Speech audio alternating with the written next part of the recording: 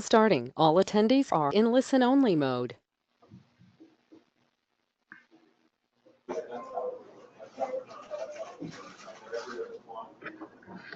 Okay, welcome to the CIECA cast. We're going to start in a couple of minutes, so be patient with us.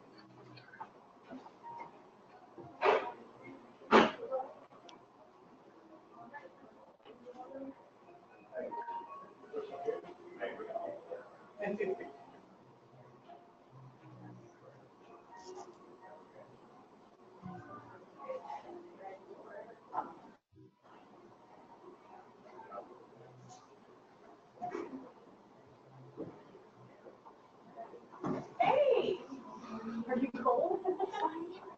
You want to grab lunch? Sure. Okay, I was waiting for you to did you get in there? I forgot. Okay, let's get started. Welcome to the CIECA cast. This is Fred Iantorno, Executive Director of CIECA. First, some housekeeping. If during the presentation you have a question, please type it in the navigation bar on the web page. We will attempt to answer as many questions as time permits. Thank you.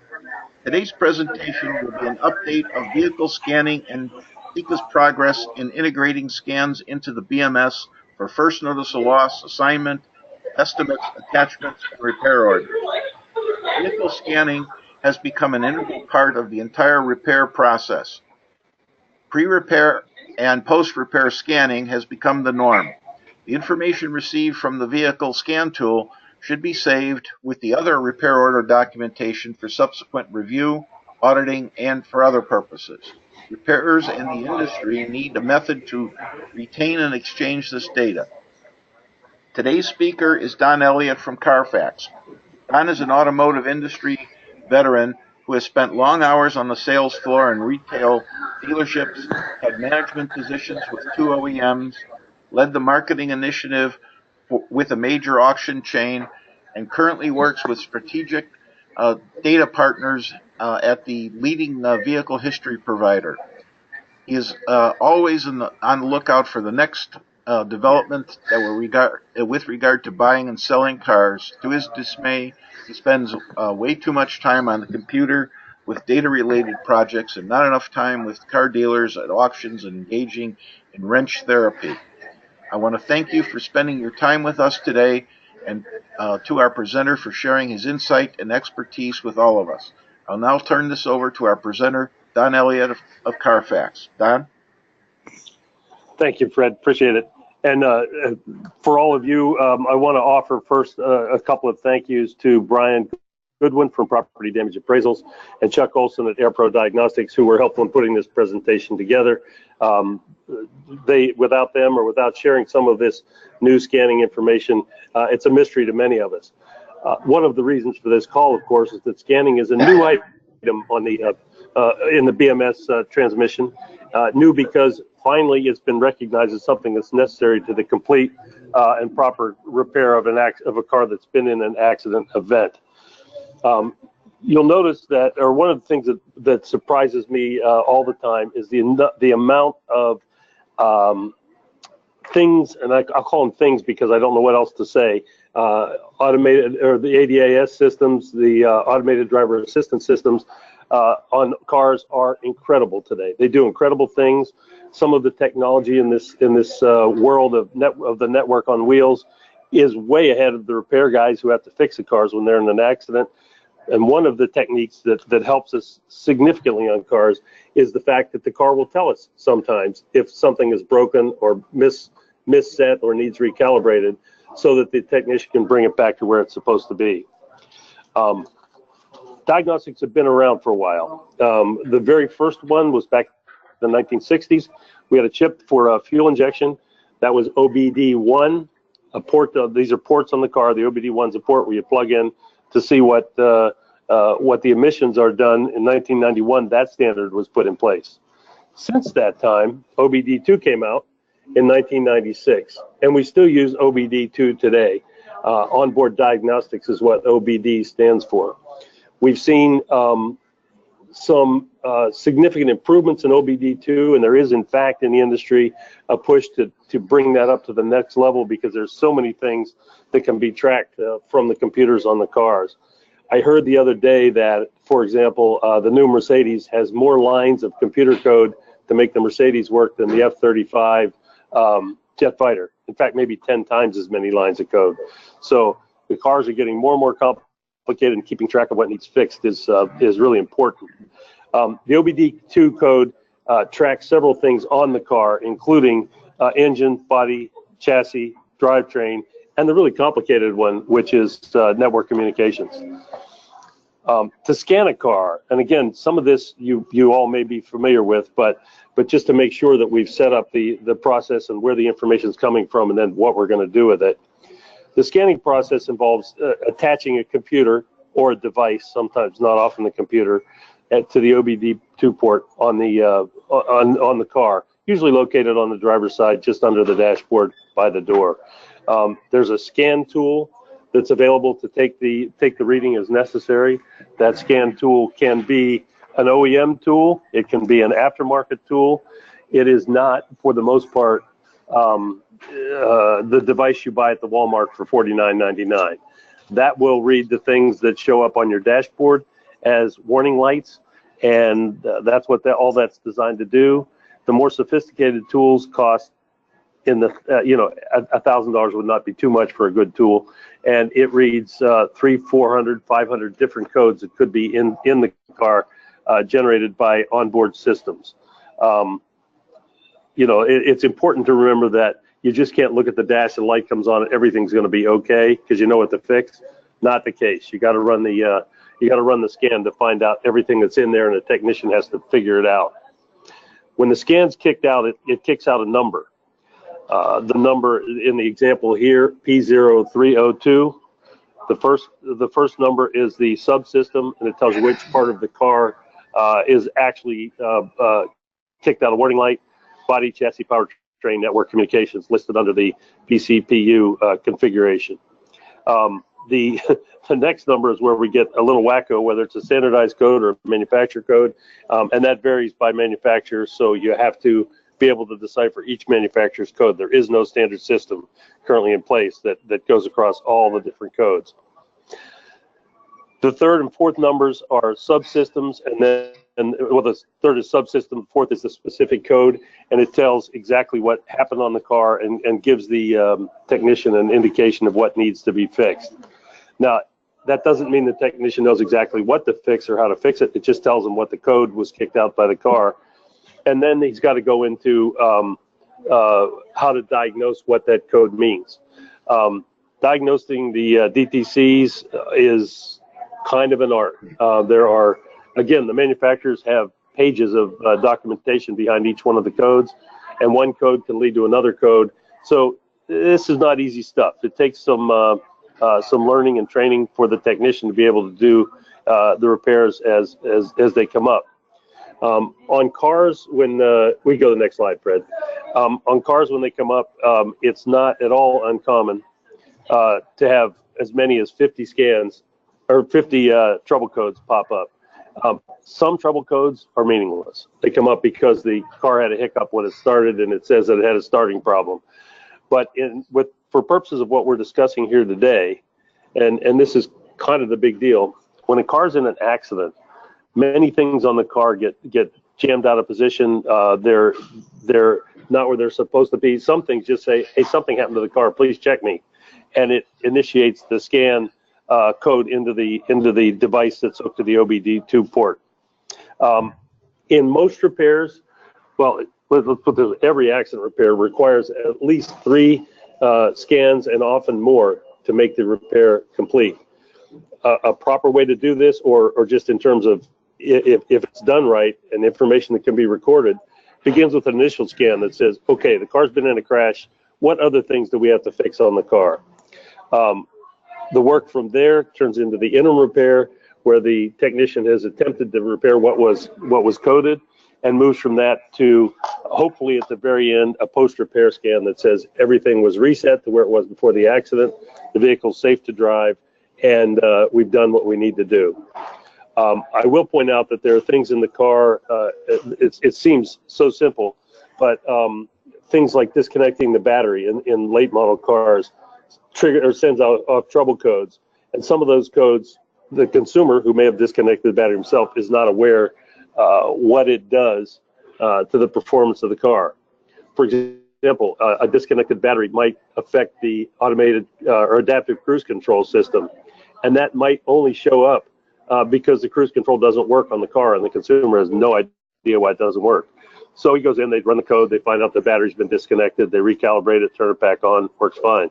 As a consumer, you would never know that. So keeping track of what's been done and reset is very critical. And we'll get the BMS's role in that in just a minute when we talk about it.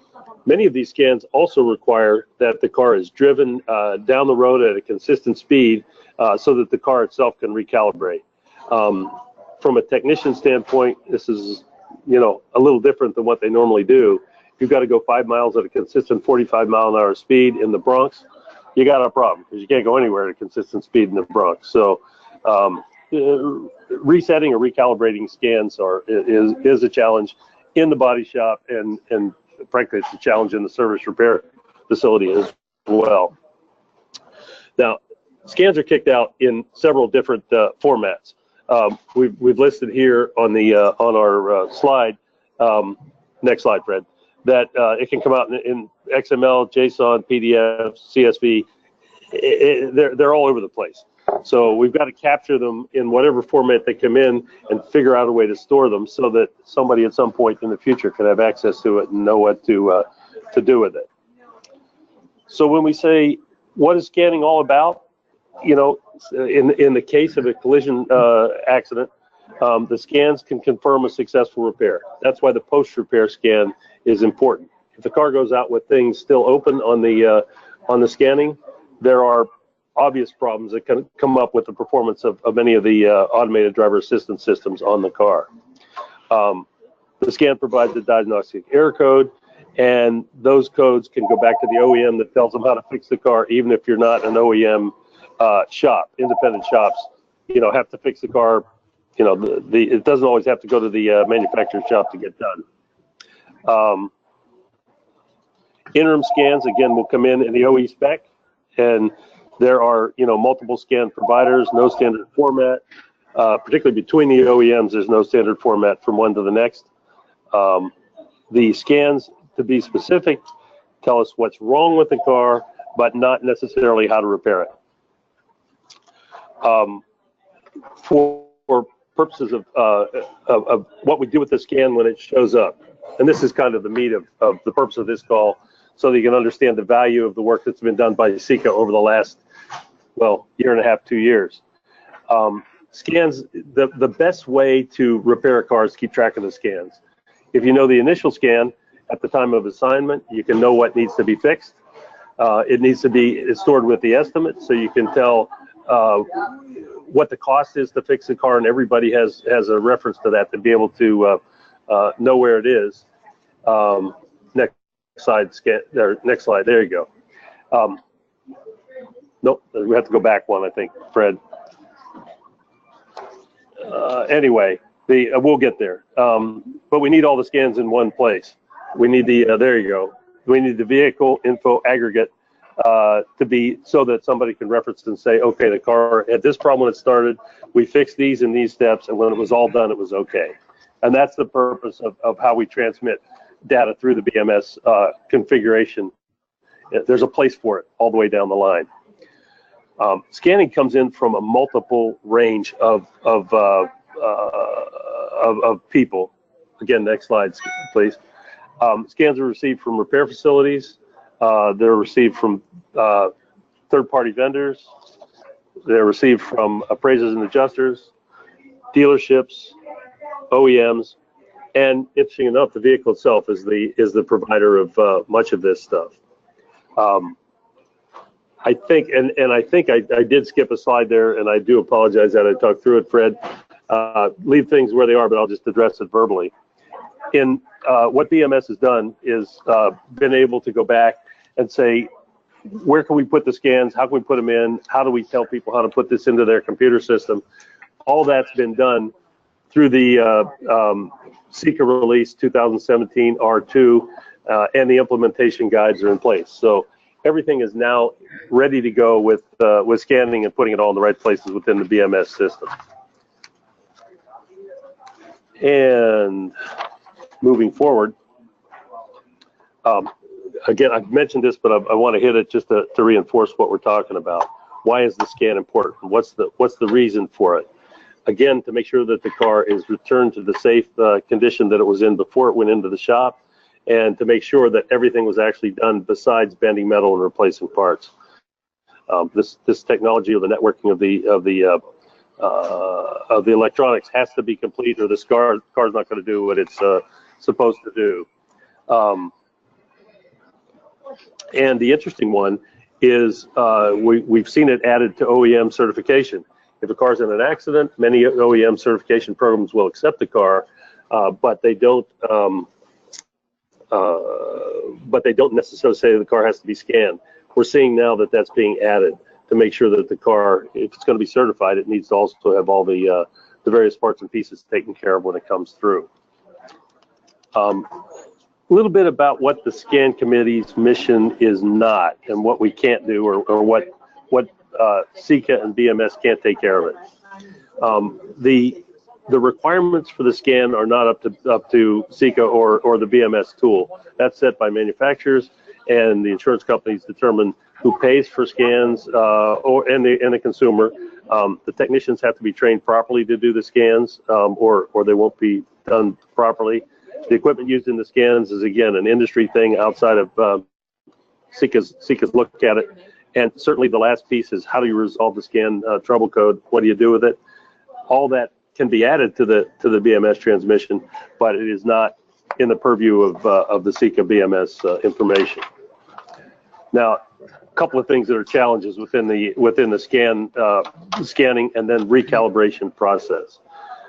Acquiring the OE scan specifications to try to standardize all this is not part of what CIECA is going to do, but it needs to be pulled together as an industry so that this whole process becomes a little bit easier. Also, it's important to note that scanning is just the indicator of a problem. The recalibration and possible replacement of parts on the car to make the scans work is a whole nother kind of a thing. Again, we need to track it. We want to track it, but it's not part of it's not part of what we're doing here. We need to know if it's done correctly, of course, and that is part of this thing. But the recalibration, corrections, and resetting of sensors is in the technician's world and has to be done to OEM specs.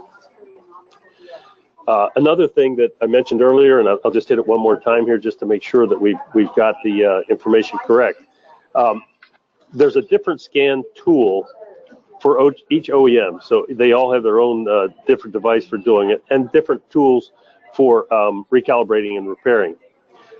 There are aftermarket scan tools available, a couple of good ones. I mentioned Chuck Olson earlier, he's AirPro Diagnostics, but there are several, Aztec and others. Bosch has one that are out there that can coordinate the OE processes into one device. The only challenge is getting the OE information early enough so that 2017 car is in the aftermarket scan tool. Sometimes we run into a problem there, but that's just one of the challenges that exists in the shop. I mentioned there's no trouble code standard. We hope to see more of that, and it'd be great if we could transmit things that are easily understandable to everybody in the information sharing process. The cost of repair to the repair facilities can be challenging. For the scan tools that go in, I mentioned just the device can cost a couple of grand, and I know in the case of I believe it's the Jaguar device is $7,500 for a Jaguar dealer to get the OE specific tool into their place. That cost eventually has to be passed down to the consumer, and we're still seeing that evolve as this process goes along. I've added a simple AirPro Diagnostics scan report. Thanks again to Chuck Olson here. This one looks like everything's okay. The car was hit the rear quarter panel, a little bit of rear door. Doesn't look like much of a hit. I've included it here to show you all the things that are kicked out that could be wrong with the car. And in this case, no diagnostic codes were kicked out that need to be fixed as a result of the scan that was there. But I'd like to point out that on the occupant detection, the scale in the seat is off by 4.78 kilograms. Does that matter? Well, it's outside of the calibration range, and that device determines where the airbag fires when it comes out. Maybe it's just me, but I'd rather have that airbag stop before it hits my face when it comes out of the airbag. And of course, the device is designed to be able to do that. So even though everything looks all right here, we got a problem with this car that somebody needs to fix before it goes back to the consumer, or if it's not covered in the repair estimate and procedure. A simple conversation with the consumer would probably get that thing recalibrated correctly, because it may have existed before the accident even happened. So it detects things related to the accident, and oftentimes many things that aren't even related to the accident, but they should be fixed on the car. Tracking all that is good, so that there's a shop liability thing here that says we determined what was in the accident, we fixed all those things, but all these other things were wrong with the car. We shared them with the consumer or the customer, and he said, don't worry about it, I don't want it fixed. Shop's okay. They don't share it. Who's liable for not notifying the consumer when there's a problem with what's there? So just to hit one more thing in the world of consistency of scan messaging, somebody has to determine that a scan's needed. We can certainly track it in the BMS system, but somebody has to say, it's time. We need to run a scan on this car, and the OEMs are telling us that virtually every car, almost for the last 10 years, should have a scan after an accident event because something probably needs reset. The second thing is which codes need to be repaired and are part of the accident. Who makes that decision? It is the technician, the shop owner, the insurance company, the consumer. All that has to be figured out. And again, the tracking of all this information becomes critical to making the car perform correctly somewhere down the road, and the fact that it was repaired the way it's supposed to be. What do we need going forward? And I'll just throw this out because we're talking scanning and not so much what we have to do with it. There's different technology released every year, and keeping shops up to speed, particularly technicians who have to do the work, is a challenge. We've got to keep in front of that as an industry and make sure that those guys, when they do a scan, at least know how to do it, when to do it, and how to repair the car so that it's safe to drive down the road. There is, in fact, a need for the OEMs to begin to work towards some kind of consistency on the sensors and the technology related to them. Oftentimes, the same sensors used across manufacturers, so there's no reason to have different items of explanation involved with those sensors. They're kind of the same one, that there's certain kinds of things. We need to have the OEM information tied to the trouble codes, so that it's repaired to OEM spec, not just enough to get the light to go on or to get the code to go away. And the scanner is actually one of the tools in your toolbox to be able to fix and calibrate the sensors and cameras on the car. But you also need the tools to do the calibration. That's a whole nother set of expense in shops, with different ones for each one of the OEs.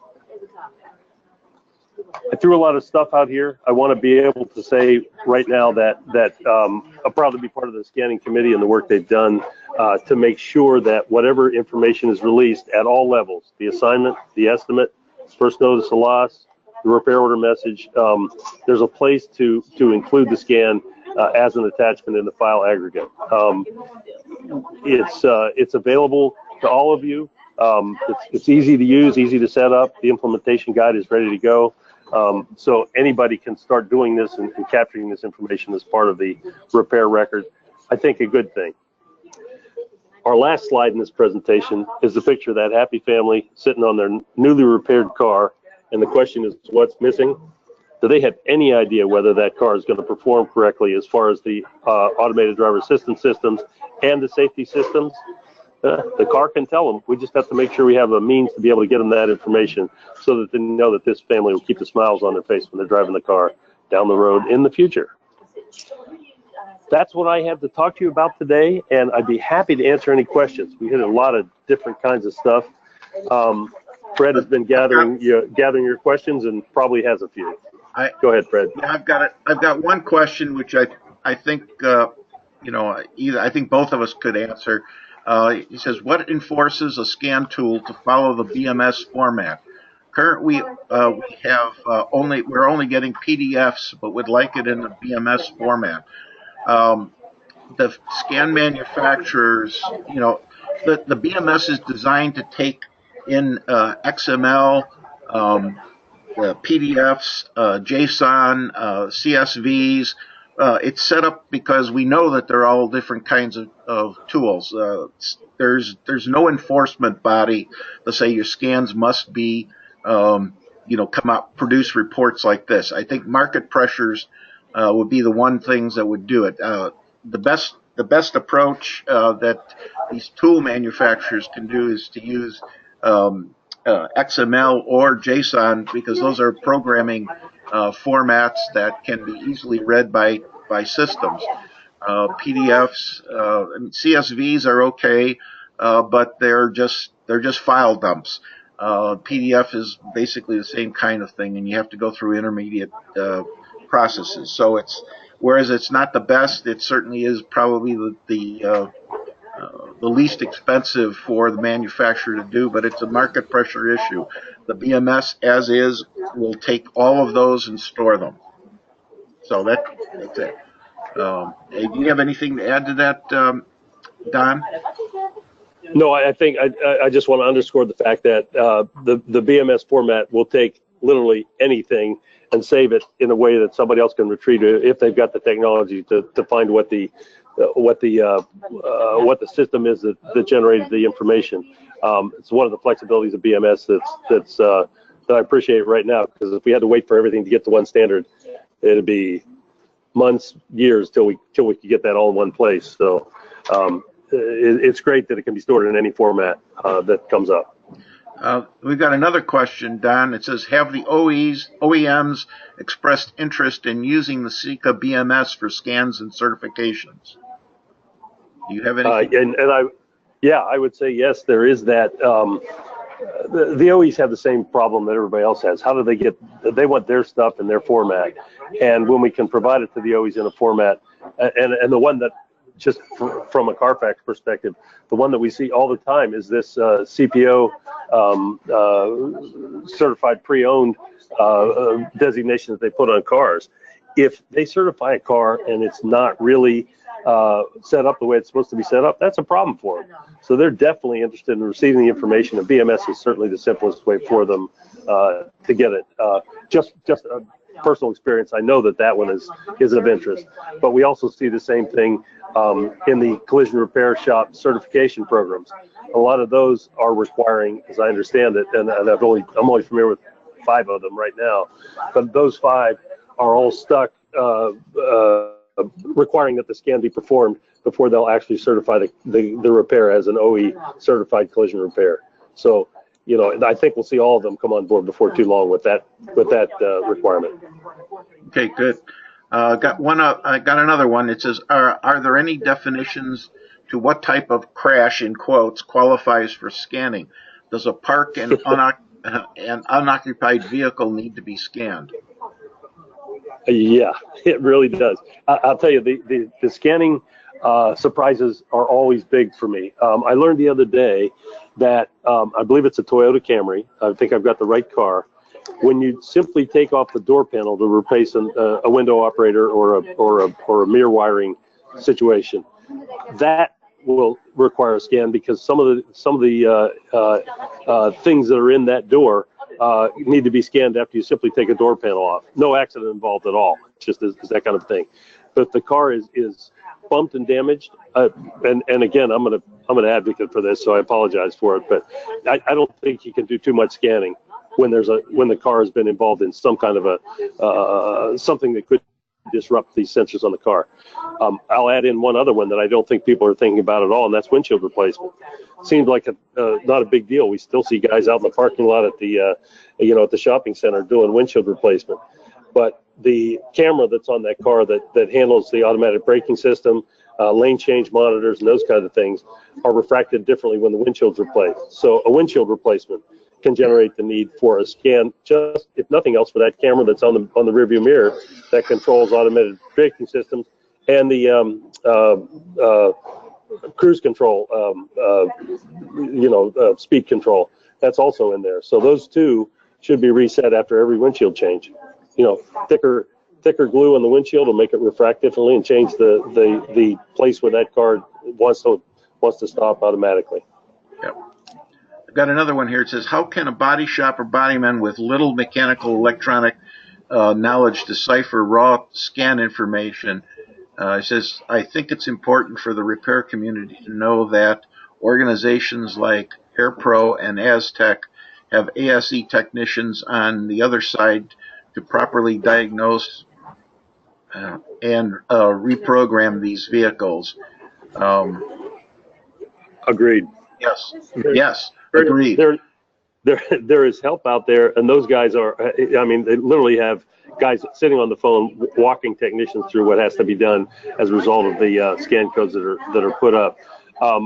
I'll add to that there are services that provide access to OE repair information, and some of it's extensive given the scan code.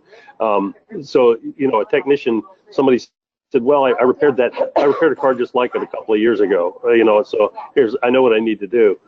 The OEs are kicking out new repair specifications all the time, and unless you're an Aztec or an AirPro or a company like that that has access to the latest repair procedures and the latest resetting of recalibrating of things indicated by trouble codes, you might not be on the right page and might not be able to fix it. You might actually waste more time than you have to fix the car, and that would be a shame.